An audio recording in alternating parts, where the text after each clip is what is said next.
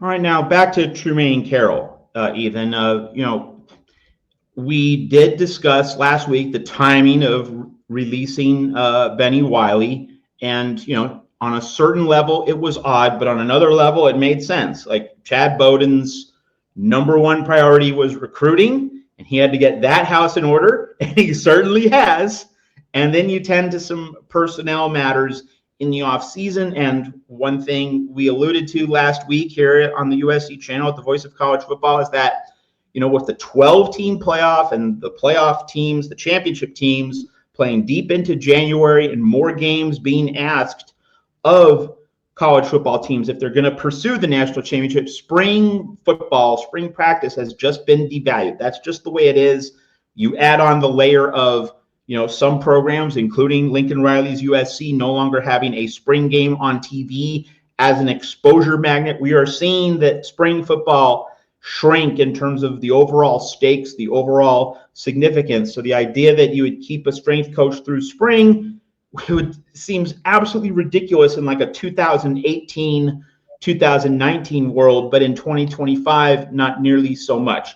But now we turn to Trumain Carroll stepping in May, not a ton of time to kind of impose his vision, his blueprint on the strength program at USC for the 2025 season. It's really about building a foundation that will hopefully then really pay off in 2026 and 2027. So even calibrate this. What do you think is kind of a reasonable expectation, or just maybe just things that you're going to be interested in seeing from Trumain Carroll and from USC football as we get into summer preseason camp and the early weeks of the 2025 regular season? What are you looking for?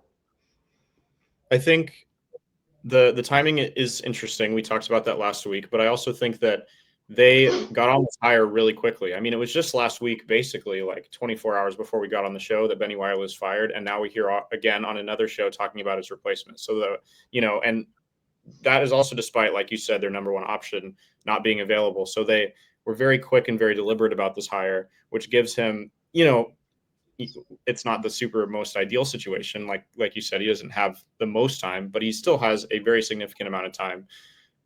And the most time that they could possibly give him to try to have his impact on this program. So I think that what I'll be looking for in terms of his impact in 2025 specifically is how he works with the offensive and defensive line, because like we've talked about, that was one of the biggest issues last year, the size on the offensive and defensive line. And this year they have brought in a lot of guys who have a lot of natural size. We talked about Jakeem Stewart and guys like that. And, and there's a couple of offensive line transfers, and, the defensive line is really more of the focus here though. And I think that will be the most interesting thing to me, because I think that those guys, have a decent bit of eligibility left, and they're guys who have a lot of size, but not a lot of experience, which is kind of what I said last week. So I think that those are the guys that I'd want him to primarily focus on, because if those guys can turn into, absolute monsters, then when, some more guys in 2026 that come in that have all that size and all that talent, they can kind of fill in around them based on that kind of foundation that he set this year. So I think those are the position groups specifically that I would hope that get a lot of focus and a lot of attention. And that's the group that I will kind of be looking at a good bit to kind of evaluate how he's doing this year for sure. One layer to add to this, Ethan, we always try to relate what's happening to the staff, what's happening to football ops, and how it relates to how Lincoln Riley, the guy under fire, the guy at the center of it all, the guy responsible for trying to turn this ship around, how he's going to, adjust on the field in relationship to the different infrastructure and staff he has around him. And one of the signature moments, not in a good way, but like one of the defining moments, that's the better word, one of the defining moments of the USC 2024 season and why it failed to reach the standards that it could have and frankly should have. I'm always going to look back at that 4th and 1 late against Maryland. You're USC, they're Maryland, 4th and 1, late in the game, you get 1 yard against Maryland, you win, and you don't go for it. You try to kick a field goal. You go for the finesse angle. And of course, I get it. Field goal means a 2-possession game. The math was there. I get it. But again, you're USC, they're Maryland. You should be able to get a yard. And Lincoln Riley clearly did not trust his offensive line to the extent that he could have last season.